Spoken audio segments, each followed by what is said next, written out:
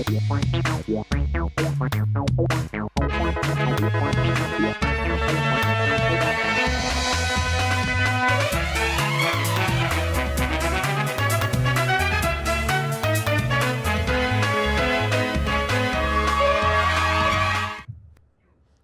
मेरा नाम है श्रुति जोशी। आइए एक नजर डालते हैं आज की हेडलाइंस पर।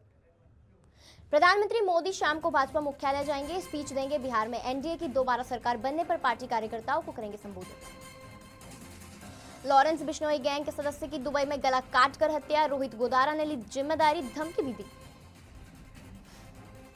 सुरक्षा बलों ने कश्मीर में आतंकी नबी का घर उड़ाया, 500 लोकेशन पर छापा, 600 से ज्यादा हिरासत में। पुणे में 25 गाड़ियां टकराई, 9 लोगों की मौत, इनमें 5 जिंदा जले। ट्रक का ब्रेक फेल हुआ, कार से भिड़ा, दोनों में आग लगी। भारत के खिलाफ जहर उगलने वाला आसिम मुनीर होगा पाक का सीडीएफ, अब परमाणु हथियार पर भी कंट्रोल। अब खबरें विस्तार से। लाल किले के पास 10 नवंबर को हुए धमाके की जांच में गुरुवार को बड़ा खुलासा हुआ है। पुलिस सूत्रों के मुताबिक आतंकी 6 दिसंबर यानी बाबरी मस्जिद ढहाए जाने की बरसी के दिन दिल्ली समेत कई जगह धमाके करना चाहते थे। इसके लिए उन्होंने 32 कारों का इंतजाम किया था। इनमें बम और विस्फोटक सामग्री भरकर धमाके किए जाने थे। इनमें ब्रेजा, स्विफ्ट डिजायर, इकोस्पोर्ट और i20 जैसी गाड़ियां शामिल थी। जांच एजेंसियों को अब तक 4 कारें बरामद हो चुकी हैं। 10 नवंबर जिस i20 कार में धमाका हुआ था वह इसी सीरियल रिवेंज अटैक का हिस्सा थी। ब्लास्ट से अब तक 13 लोगों की मौत हो चुकी है, जबकि 20 लोग घायल हैं, जिनमें से 3 की हालत नाजुक बताई जा रही है। दिल्ली ब्लास्ट मामले में पुलिस ने फरीदाबाद से एक मॉड्यूल से जुड़ी तीसरी ब्रेजा कार को बरामद कर लिया है। ये बरामदगी अल फलाह यूनिवर्सिटी के अंदर से हुई है। ये कार लेडी आतंकी डॉक्टर शाहीन के नाम पर बताई जा रही है। हरियाणा पुलिस की बम स्क्वाड टीम कार की जांच कर रही है। वहीं दिल्ली में लाल किले के पास कार धमाका करने वाले आतंकी डॉक्टर उमरुन नबी के नाम वाली इको स्पोर्ट्स कार की जांच में खुलासा हुआ है कि इससे विस्फोटक की ढुलाई की गई थी। कार की फोरेंसिक जांच में इसके सुराग मिले हैं। ये कार 2 दिन से फरीदाबाद के खंदावली गांव में खड़ी थी। दिल्ली से पहुंची एनआईए और एनएसजी की टीमें बुधवार शाम से ही इसकी जांच में जुटी हुई थी। पुलिस ने यहां कार खड़ी करने वाले फहीम को गिरफ्तार कर लिया है। फहीम अल फलाह यूनिवर्सिटी में कंप्यूटर ऑपरेटर और आतंकी डॉक्टर उमर का असिस्टेंट है। फहीम की बहन यहां रहती है, इसलिए वह मंगलवार रात कार यहां खड़ी कर चला गया। कार बरामदगी के बाद आसपास के घर खाली कराकर 200 मीटर का एरिया सील किया गया है।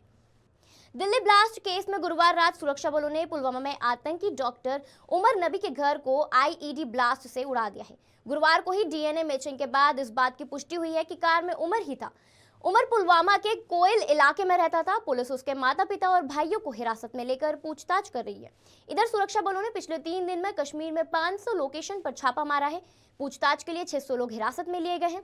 खुफिया एजेंसियों ने खुलासा किया है कि अब तक गिरफ्तार 8 आतंकियों ने बताया कि वे 6 दिसंबर यानी बाबरी मस्जिद ढहाने की बरसी के दिन दिल्ली समेत देश भर में कई जगह धमाके करना चाहते थे। इसके लिए उन्होंने 32 कारों का इंतजाम किया था। 10 नवंबर को हुए दिल्ली ब्लास्ट में अब तक 13 लोगों की मौत हो चुकी है, जबकि 20 लोग घायल हैं, जिनमें से 3 लोगों की हालत नाजुक बताई जा रही है। भारत और साउथ अफ्रीका के बीच 2 टेस्ट की सीरीज का पहला मुकाबला शुक्रवार 14 नवंबर से कोलकाता के ईडन गार्डन स्टेडियम में खेला जाएगा। मैच सुबह 9:30 बजे से शुरू हुआ है। टॉस 9 बजे होगा। वहीं दिल्ली में हुए ब्लास्ट के बाद कोलकाता पुलिस ने ईडन गार्डन स्टेडियम और आसपास की सुरक्षा बढ़ा दी है। साउथ अफ्रीका ने टेम्बा बावुमा की कप्तानी में अब तक भी टेस्ट नहीं गंवाया है, लेकिन इस बार टीम के सामने भारत की चुनौती होगी। साउथ अफ्रीका को भारत में पिछले 15 सालों में एक भी टेस्ट में जीत नहीं मिली है। यहाँ टीमों को आखिरी जीत 2010 में मिली थी। उसके बाद भारत में 8 मैच खेले गए, जिसमें 7 होम टीम ने जीते, जबकि 1 ड्रॉ रहा। वहीं बतौर कैप्टन बावुमा ने 10 टेस्ट मैचों में 9 में जीत और 1 ड्रॉ कराया है। वहीं भारतीय कप्तान शुभमन गिल इस साल 1000 टेस्ट रन पूरे करने से 21 रन दूर रहे। उन्होंने इस साल 8 मैचों में 5 शतक लगाए। लद्दाख के न्योमा स्थित मुद एयरबेस में बुधवार से ऑपरेशन शुरू हो गया। भारतीय वायुसेना प्रमुख एयर चीफ मार्शल लेपी सिंह ने उसका उद्घाटन किया। उन्होंने खुद गाजियाबाद के हिंडन एयरबेस से C-130J सुपर हरक्यूलिस से उड़ान भरी और मुद न्योमा एयरबेस में लैंडिंग की। उनके साथ पश्चिमी वायु कमान प्रमुख एयर मार्शल जितेंद्र मिश्रा भी शामिल थे। दिल्ली लाल किला ब्लास्ट का सबसे क्लोज सीसीटीवी फुटेज सामने आया है। 10 सेकंड के वीडियो में नजर आ रहा है कि लाल किला मेट्रो स्टेशन के सिग्नल पर 20 गाड़ियां खड़ी हैं। शाम करीब 6 बजे सिग्नल ग्रीन हुआ। जैसे ही गाड़ियां आगे बढ़ी, चलती i20 कार में ब्लास्ट हो गया। जोरदार धमाके से आग की लपटें उठी। आसपास की ज्यादातर गाड़ियों के परखच्चे उड़ गए। वहीं 2 दिन बाद ब्लास्ट की जगह से 300 मीटर दूर तक एक कटा हुआ हाथ मिला। फॉरेंसिक टीम ने न्यू लाजपत नगर मार्केट की एक दुकान के शेड पर पड़े इस हाथ को जांच के लिए भेज दिया है। पुलिस को अब सिल्वर ब्रेजा कार की तलाश है। बताया जा रहा है कि आतंकियों ने इसका इस्तेमाल लॉजिस्टिक सपोर्ट के लिए किया था। इधर डॉक्टर उमर उन नबी का डीएनए उसकी मां के डीएनए से मैच हो गया है। दिल्ली विधानसभा में बने कथित फांसी घर के नवीनीकरण पर खर्च को लेकर मचे विवाद के बीच पूर्व मुख्यमंत्री अरविंद केजरीवाल और पूर्व उप मुख्यमंत्री मनीष सिसोदिया को विधानसभा की विशेष अधिकार समिति ने तलब किया है। इस समन के खिलाफ दोनों नेताओं ने दिल्ली हाईकोर्ट में याचिका दायर की, जिसे विधानसभा सचिवालय ने भ्रमित करने वाली करार दिया है। फिलहाल दिल्ली हाईकोर्ट 24 नवंबर को मामले की अगली सुनवाई करेगा। दिल्ली हाईकोर्ट में आपकी ओर से पेश वरिष्ठ वकील शादन फरासत ने दलील दी कि फांसी घर का मामला विधानसभा के विधायी कामकाज से जुड़ा नहीं है, इसलिए विशेष अधिकार समिति को इस प्रकार कार्रवाई का अधिकार नहीं है। उन्होंने कहा, फांसीगर विधानसभा के जरूरी कामकाज का हिस्सा नहीं है, यह सिर्फ दबाव डालने की कोशिश है। इस पर जज ने सवाल किया कि फांसीगर विधानसभा परिसर में ही है, तो क्या सदन को अपने परिसर पर नियंत्रण नहीं है? दिल्ली हाईकोर्ट में विधानसभा की ओर से पेश वरिष्ठ वकील जयंत मेहता ने दलील देते हुए कहा कि ये याचिका जल्दबाजी में दायर की गई है और सिर्फ तथ्यों की जांच के लिए समिति को जिम्मेदारी दी गई है। उन्होंने बताया कि 4 लोगों को नोटिस भेजा गया था, पर अदालत केवल आप नेताओं की याचिका पर सुनवाई कर रही है। दिल्ली के लाल किले के पास हुए कार ब्लास्ट के बाद असम पुलिस ने राज्य भर में सोशल मीडिया पर अपमानजनक पोस्ट करने वाले 15 लोगों को गिरफ्तार कर लिया है। बता दें कि देश की राजधानी में हुए इस भयानक धमाके में कम से कम 12 लोगों की मौत हो गई थी और 20 लोग घायल हैं। असम के मुख्यमंत्री हिमंता विश्व शर्मा ने गुरुवार की सुबह इस बारे में जानकारी देते हुए कहा कि असम पुलिस हिंसा का महिमा मंडन करने वालों के खिलाफ सख्त है और इस मामले में कोई समझौता नहीं करेगी।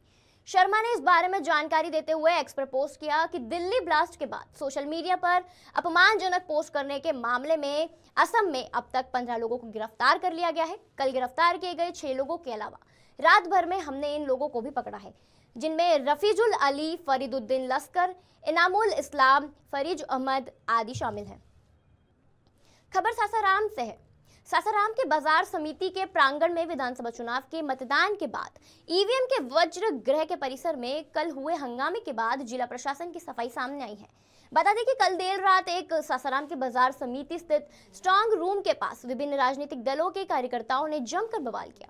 इन लोगों का आरोप था कि रात के अंधेरे में एक ट्रक परिसर में प्रवेश कर गई थी। वहीं रोहतास के डीएम उदिता सिंह तथा एसपी रोशन कुमार ने संयुक्त रूप में प्रेस वार्ता कर पूरे मामले पर सफाई दिया था।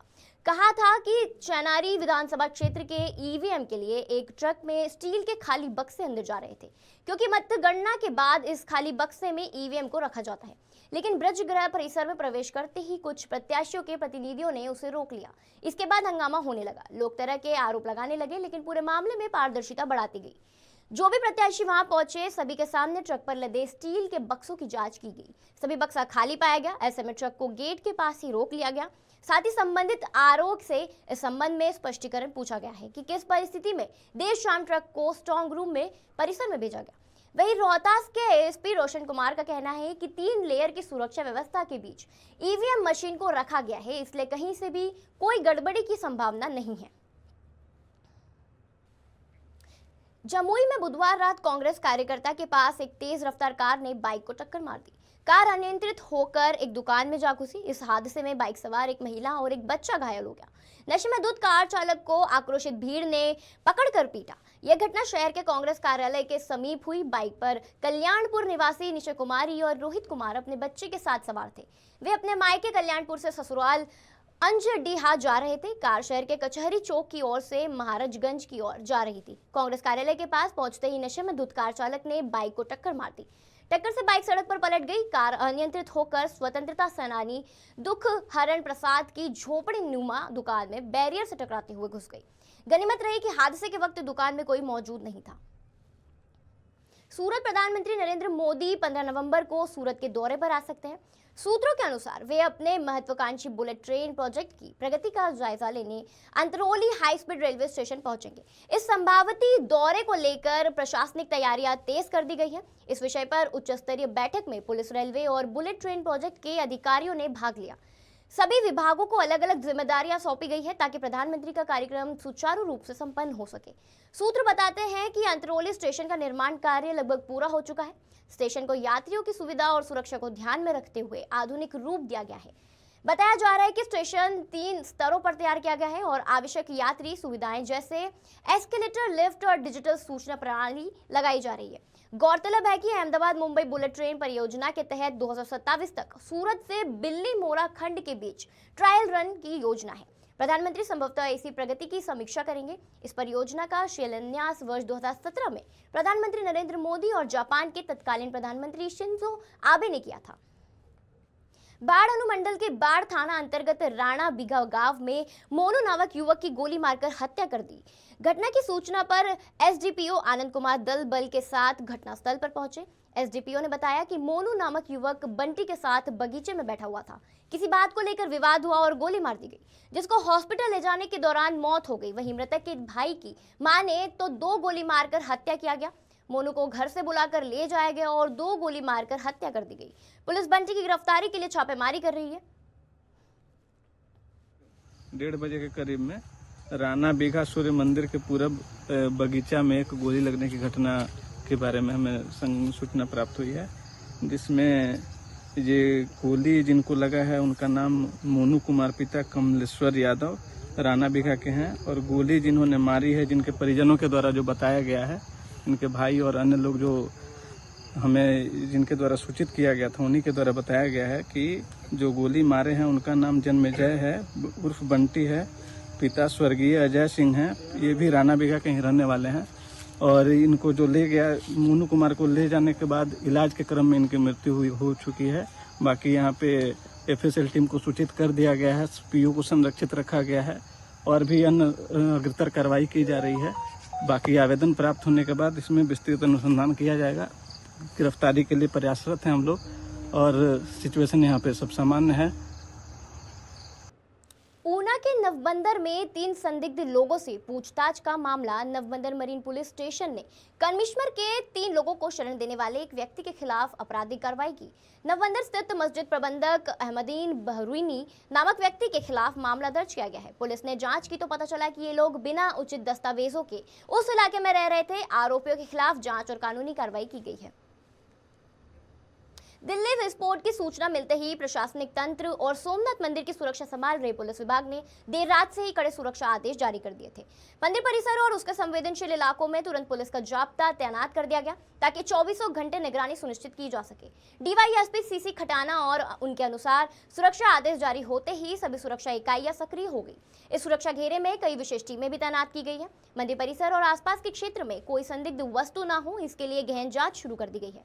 चूंकि सोमनाथ मंदिर अरब सागर के तट पर स्थित है, इसलिए तटीय सुरक्षा को भी अलर्ट कर दिया गया है और समुद्री मार्ग से किसी भी प्रकार की घुसपैठ या खतरे को रोकने के लिए गश्त बढ़ा दी गई है। सोमनाथ महादेव के दर्शन के लिए आने वाले हजारों श्रद्धालुओं की सुरक्षा को व्यवस्था ध्यान में रखते हुए प्रवेश द्वारों पर कड़ी जांच की जा रही है। हर आने वाले श्रद्धालु के सामान की बारीकी से जांच की जा रही है। मेटल डिटेक्टर के अलावा मैनुअल जांच पर भी जोर दिया गया है। श्रद्धालुओं के सुरक्षा कर्मियों के साथ सहयोग करने से भी अपील की गई है। ये कदम केवल एहतियात के तौर पर उठाए गए हैं और सोमनाथ पूरी तरह सुरक्षित है। हालांकि आतंकवादी घटनाओं के बाद देश के सभी प्रमुख धार्मिक स्थलों की सुरक्षा की समीक्षा की जा रही है। वडोदरा जिले के कुंदेला स्थित गुजरात केंद्रीय विश्वविद्यालय में 15 नवंबर को आयोजित होने वाले दीक्षांत समारोह में मुख्यमंत्री भूपेंद्र भाई पटेल की उपस्थिति में 662 छात्रों को उपाधियां प्रदान की जाएंगी। इसी क्रम में आज एक प्रेस कॉन्फ्रेंस आयोजित की गई। गुजरात केंद्रीय विश्वविद्यालय के 15 नवंबर को आयोजित होने वाले दीक्षांत समारोह में सभी संकायों के कुल 662 छात्रों को उपाधियां प्रदान की जाएंगी। इस समारोह में स्नातक, पूरा स्नातक, एमफिल और पीएचडी सहित विभिन्न पाठ्यक्रमों के छात्र भाग लेंगे। विश्वविद्यालय में आयोजित एक प्रेस कॉन्फ्रेंस में कुलपति प्रोफेसर रमाशंकर दुबे ने बताया कि गुजरात के मुख्यमंत्री भूपेंद्र भाई पटेल समारोह में मुख्य अतिथि के रूप में उपस्थित रहेंगे और छात्रों को उपाधियां प्रदान करेंगे। पहली बार दीक्षांत समारोह वडोदरा जिले के कुंदेला स्थित विश्वविद्यालय परिसर में आयोजित किया जा रहा है। महाराष्ट्र के अमरावती से एक नया विवाद सामने आया है, जहां पंचवटी चौक इलाके में लगे इस्लामिक इंफॉर्मेशन सेंटर यानी IIC के बैनर ने बवाल खड़ा कर दिया है। बैनर पर लिखा था पूछे इस्लाम के बारे में और इसके साथ एक टोल फ्री नंबर भी दिया गया था। बीजेपी सांसद अनिल बोंडे ने इस पर कड़ा विरोध जताया और प्रशासन से सख्त कार्रवाई की मांग की। उनके विरोध के बाद नगर प्रशासन ने तुरंत कार्रवाई करते हुए बैनर हटवा दिए हैं। सांसद बोंडे का आरोप है कि ऐसा बैनर युवाओं को आकर्षित कर उन्हें कट्टरपंथ की ओर मोड़ने की कोशिश का हिस्सा है। उन्होंने कहा कि इस तरह के तरीकों से केरल में जिहादी भर्ती की गई थी। बोंडे ने यह भी आरोप लगाया कि अमरावती में बिना किसी अनुमति के ये बोर्ड लगाए गए और यहाँ स्लीपर सेल सक्रिय है, जिन पर प्रशासन की पकड़ कमजोर है। फिलहाल पुलिस मामले की जांच में जुट गई है, लेकिन इस पूरे प्रकरण के बाद शहर में तनाव का माहौल बना हुआ है और एक नए विवाद के उभरने की आशंका जताई जा रही है। सूरत शहर की प्रसिद्ध सुरभि डेयरी पर स्वास्थ्य विभाग ने बड़ी कार्रवाई की है। अडाजन क्षेत्र के हनी पार्क रोड पर स्थित सुरभि डेयरी से संदिग्ध नकली पनीर मिलने के बाद पूरी डेयरी और उसका गोदाम सील कर दिया गया है। नगर निगम के स्वास्थ्य और खाद्य विभाग की संयुक्त टीम ने यह कार्रवाई की। अधिकारियों के अनुसार कल भी सुरभि डेयरी की 2 अन्य शाखाओं अडाजन और योगी चौक में छापेमारी की गई थी। अडाजन स्थित डेयरी से करीब 17 किलो संदिग्ध पनीर का स्टॉक जब्त किया गया था। अब तक विभिन्न शाखाओं से कुल लगभग 1000 किलो से अधिक संदिग्ध डेयरी उत्पाद जब्त किए जा चुके हैं। इतनी बड़ी कार्रवाई के बावजूद सुरभि डेयरी की कुछ शाखाएं पहले तक खुलेआम चालू थी। इससे नागरिकों के स्वास्थ्य पर गंभीर सवाल उठे हैं। राष्ट्रीय समाचार से बात करते हुए BR ब्रह्मभट्ट आरोग्य अधिकारी ने बताया कि सभी ब्रांच को सील कर दिया गया है और फिलहाल सभी सैंपल जांच के लिए फूड टेस्टिंग लैब में भेजे गए हैं। रिपोर्ट आने के बाद डेयरी संचालकों के खिलाफ कानूनी और सख्त कार्रवाई की जाएगी। स्वास्थ्य विभाग के अधिकारी ने बयान में कहा कि सैंपल की रिपोर्ट आने के बाद आवश्यक कानूनी कदम उठाए जाएंगे। किसी को भी जनता के स्वास्थ्य से खिलवाड़ करने की अनुमति नहीं दी जाएगी। हम लोगों ने जब तपास किया तब वहाँ 750 ग्राम जितना पनीर था जो शंकास्पद था। बाद में उसमें से वहाँ से नमूना लिया और बाकी का सब माल सीज कर दिया और वो संस्था अभी बंद करवा दी है। हम लोगों ने जब तपास किया तब वहाँ 750 ग्राम जितना पनीर था जो शंकास्पद था। बाद में उसमें से वहाँ से नमूना लिया और बाकी का सब माल सीज कर दिया और वो संस्था अभी बंद करवा दी है। हम लोगों ने माहौल गर्म है और अब इस पर सियासी प्रतिक्रियाएं भी सामने आ रही है। महाराष्ट्र भाजपा की महिला प्रदेशाध्यक्ष चित्रा किशोर वाघ ने इस मुद्दे पर बड़ा बयान दिया है। वाघ ने कहा, बटेंगे तो फटेंगे। देश को अब साफ चेतावनी मिल चुकी है, एक रहेंगे तो ही सुरक्षित रहेंगे। उनका यह बयान दिल्ली ब्लास्ट और जांच एजेंसियों द्वारा सामने लाए गए आरोपियों के नामों के संदर्भ में दिया गया है। चित्रा वाघ ने देशवासियों से एकजुट रहने की अपील की है और कहा कि अब वक्त है मिलकर आतंक के खिलाफ आवाज उठाने का। उनका साफ कहना है, एकता ही सुरक्षा है। आइए सुनते हैं क्या कुछ कह रही हैं महाराष्ट्र बीजेपी की महिला प्रदेशाध्यक्ष चित्रा किशोर वाघ। बटेंगे तो कटेंगे नहीं, अब बटेंगे तो फटेंगे, ये इशारा हमें साफ मिल चुका है। दिल्ली के लाल किला परिसर में 10 नवंबर को कार ब्लास्ट हुआ। जांच में सबसे पहले कार में मिले DNA सैंपल से डॉक्टर उमर उन नबी की पहचान हुई। इसके बाद फरीदाबाद में छापेमारी कर डॉक्टर मुजम्बिल गनाई और डॉक्टर अदिल को हिरासत में लिया गया। पूछताछ में एक शिक्षित व्हाइट कॉलर टेरर मॉड्यूल सामने आया, जिसका मकसद कई जगह पे सीरियल अटैक करना था और उन्हें विदेश से यू कासा नाम के हैंडलर से निर्देश मिल रहे थे। ये सब आपने और मैंने खबरों में देखा ही है। पर एक बात क्या आपको इसमें दिख रही है? इन सारी आतंकी वारदातों में शामिल लोग भारतीय नागरिकता रखने वाले औरंगजेब की औलादे थी और इसीलिए हमें भारतीयों को एक होना होगा, क्योंकि सत्ता के लिए उलेमा बोर्ड की समाज विघातक मांगे मानकर दस्तखत करने वाले, नए वक्फ बोर्ड का विरोध करने वाले, एक तरफ वोट चोरी का नाटक और दूसरी तरफ SIR का विरोध करने वाले, जिन्हें मस्जिदों के लाउडस्पीकर चलते हैं लेकिन हनुमान चालीसा नहीं चाहिए, जो खुद को लिबरल का मीठा लेबल लगाते हैं, भाषा प्रांतवाद करके हिंदुओं में फूट डालते हैं लेकिन वोटों के लिए एक खास समाज को गले लगाते हैं जहां भाषा प्रांत की कोई शर्त नहीं। ऐसे लोगों से सावधान रहिए, क्योंकि अब बटेंगे तो कटेंगे नहीं, बटेंगे तो फटेंगे होगा। धन्यवाद। जय हिंद, जय महाराष्ट्र, जय भारत। सूरत शहर पुलिस की साइबर क्राइम सेल ने एक हाईटेक साइबर फ्रॉड गैंग का पर्दाफाश किया है, जो व्हाट्सएप के जरिए फर्जी डिजिटल ट्रैफिक ई चालान की एपीके फाइल भेजकर लोगों के मोबाइल फोन हैक कर रहा था। इस गैंग के मुख्य आरोपी को पुलिस ने झारखंड के धनबाद से गिरफ्तार किया है। दरअसल सूरत के एक नागरिक को ट्रैफिक चलाना 2500 एपी के नाम की एक संदिग्ध फाइल व्हाट्सएप पर भेजी गई थी। शिकायतकर्ता ने इसे असली चालान समझकर डाउनलोड किया, लेकिन जैसे ही फाइल खुली उसका पूरा मोबाइल फोन आरोपियों के नियंत्रण में चला गया। कुछ ही घंटों में उसके बैंक खाते से करीब 7,54,000 रुपए ऑनलाइन ठगी से ट्रांसफर कर लिए गए। फौरन कार्रवाई करते हुए पीड़ित ने साइबर हेल्पलाइन नंबर 1930 पर शिकायत दर्ज कराई, जिसके बाद 8 सितंबर 2025 को मामला साइबर क्राइम सेल में दर्ज किया गया। जांच में खुलासा हुआ कि आरोपी इस नेटवर्क के जरिए कई राज्यों में साइबर ठगी कर रहे हैं। जांच के दौरान पुलिस ने पहले कोलकाता से 2 आरोपियों को रंजीत पासवान और दीपू दास को गिरफ्तार किया। दोनों से पूछताछ में मुख्य साजिशकर्ता विक्रम विश्वासनाथ मंडल का नाम सामने आया है। इसके बाद टीम धनबाद पहुंची और वहां से विक्रम मंडल को गिरफ्तार कर लिया। केंद्रीय जल शक्ति मंत्री सीआर पाटिल ने राष्ट्रीय समाचार से खास बातचीत की, जिसमें दौरान कहा कि बिहार के वोटरों ने ऐतिहासिक वोटिंग की और ऐतिहासिक वोटिंग करके फैसला सुनाया है। एनडीए की सरकार में 5वीं बार नीतीश कुमार के सरकार बनने का मैंडेट दिया है। प्रधानमंत्री नरेंद्र मोदी के ऊपर बिहार की जनता ने विश्वास किया है और बिहार की जनता ने डबल इंजन की सरकार के बेनिफिट्स देखे हैं। बिहार का विकास, महिलाओं का विकास, युवाओं की सुरक्षा को ध्यान में रखकर वोटिंग की है। बिहार की जनता ने जाति के आधार पर नहीं बल्कि विकास के आधार पर वोट दिया है। आइए सुनते हैं उन्होंने क्या कहा। अगर बात की जाए तो बिहार चुनाव के रुझान आने शुरू हो गए हैं, तो कहीं ना कहीं जो बिहार चुनाव में जो सूरत के केंद्रीय जल शक्ति मंत्रालय थे सीआर पाटिल जी, वो वहाँ पहुंचे थे बिहार के सह चुनाव प्रभारी के तौर पर, तो हमारे साथ मौजूद है। सर, आप बताइए किस तरह से एनडीए की सरकार बन रही है और रिकॉर्ड तोड़ने जा रही है। बिहार के इलेक्शन में बिहार के मतदाताओं ने ऐतिहासिक वोटिंग करके ऐतिहासिक एक फैसला सुनाते हुए 5वीं बार और मुख्यमंत्री के रूप में श्री नीतीश कुमार जी को 10वीं बार मुख्यमंत्री बनाने का, एनडीए की 5वीं बार सरकार बनाने का जो मैंडेट दिया है, और माननीय प्रधानमंत्री श्री नरेंद्र मोदी साहब में जो उन्होंने विश्वास व्यक्त किया है, डबल इंजन की सरकार के जो बेनिफिट्स उन्होंने देखे हैं, बिहार के डेवलपमेंट, बिहार के महिला, बिहार के युवाओं को सुरक्षा, उसके साथ जोड़ते हुए बिहार में जो विकास हुआ था उसमें ध्यान में रखते हुए बिहार के विकास में कोई अड़चन न आए, इसलिए सभी अड़चनों को दूर करते हुए बहुत बड़ा मैंडेट एनडीए की सरकार को दिया है।